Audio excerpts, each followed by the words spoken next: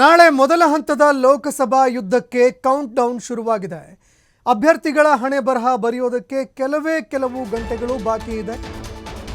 ದಕ್ಷಿಣ ಕರ್ನಾಟಕದ 14 ಲೋಕಸಭಾ ಕ್ಷೇತ್ರಗಳಲ್ಲಿ ಮತದಾನವಾಗಲಿದೆ. ನಾಳೆ ದಕ್ಷಿಣ ಕರ್ನಾಟಕದ 14 ಲೋಕಸಭಾ ಕ್ಷೇತ್ರದಲ್ಲಿ ಮತದಾನ ನಡೆಯುತ್ತೆ. ಮತದಾನಕ್ಕೆ ಚುನಾವಣಾ ಆಯೋಗ ಸಕಲ ತಯಾರಿಗಳನ್ನು ಮಾಡಿಕೊಂಡಿದೆ. ಲೋಕಸಭಾ ಅಭ್ಯರ್ಥಿಗಳ ಭವಿಷ್ಯ ಬರೆಯಲಿದ್ದಾರೆ. 2.88 ಕೋಟಿ ಮತದಾರರು. 14 ಕ್ಷೇತ್ರಗಳ ಮತದಾನಕ್ಕಾಗಿ 30,602 ಮತಗಟ್ಟೆಗಳನ್ನು ಸ್ಥಾಪನೆ ಮಾಡಲಾಗಿದೆ.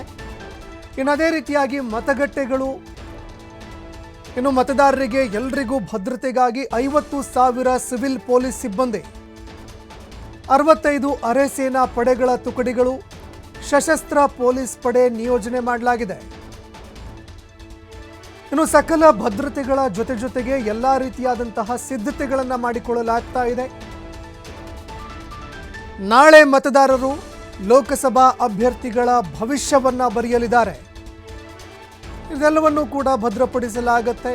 ಅದಾದ ಬಳಿಕ ರಾಜ್ಯದಲ್ಲಿ 2ನೇ ಹಂತದಲ್ಲೂ ಕೂಡ ಮತದಾನವಾಗುತ್ತೆ. ಒಟ್ಟು 7 ಹಂತಗಳಲ್ಲಿ ಮತದಾನ ಆದ ಬಳಿಕ ಮತದಾನದ ಎಲ್ಲ ರಿಸಲ್ಟ್ಗಳು ಹೊರಬರುತ್ತೆ.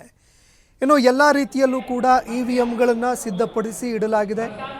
VVPAT, EVM, ಅದೇ ರೀತಿಯಾಗಿ ಭದ್ರತಾ ಸಿಬ್ಬಂದಿಗಳು, ಎಲ್ಲ ಬೂತ್ಗಳಲ್ಲಿ ಕೆಲಸ ಮಾಡುವಂತಹ ಅಧಿಕಾರಿಗಳು ಎಲ್ಲರೂ ಕೂಡ ಸಕಲವಾಗಿ ಸಿದ್ಧತೆಗಳನ್ನು ಮಾಡಿಕೊಂಡಿದ್ದಾರೆ. ಅದೇ ರೀತಿಯಾಗಿ EVMಗಳು, VVPATಗಳು ರವಾನೆ ಆಗುವಂಥದ್ದು ಮಾತ್ರ ಬಾಕಿ ಉಳ್ಕೊಂಡಿದೆ. EVM, VVPATಗಳನ್ನು ರವಾನೆ ಮಾಡಿದ ಬಳಿಕ ನಾಳೆ ಮತದಾನ ಆರಂಭ ಆಗುತ್ತೆ. ಮತದಾನದ ಬಳಿಕ ಎಲ್ಲ ಮತದಾರರ ಮತದಾನ ಎಲ್ಲವೂ ಕೂಡ ಭದ್ರಪಡಿಸಿ ಇಡಲಾಗುತ್ತೆ.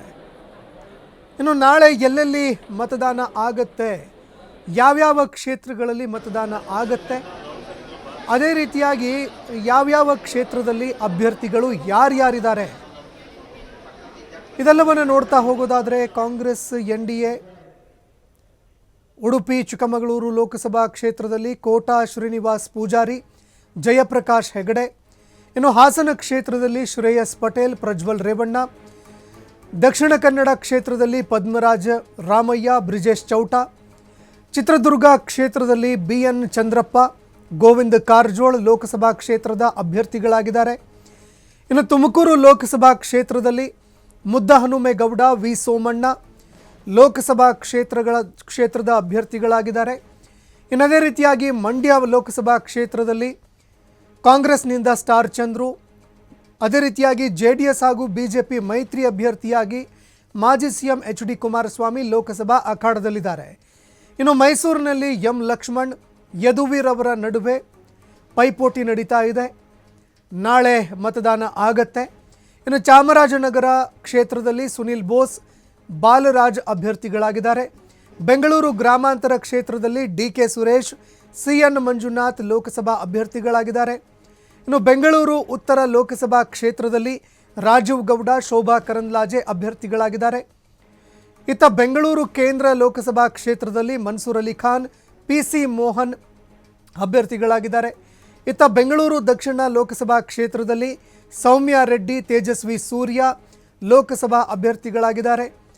ಚಿಕ್ಕಬಳ್ಳಾಪುರ ಲೋಕಸಭಾ ಕ್ಷೇತ್ರದಲ್ಲಿ ರಕ್ಷಾರಾಮಯ್ಯ, ಡಾಕ್ಟರ್ K ಸುಧಾಕರ್ ಲೋಕಸಭಾ ಅಭ್ಯರ್ಥಿಗಳಾಗಿದ್ದಾರೆ.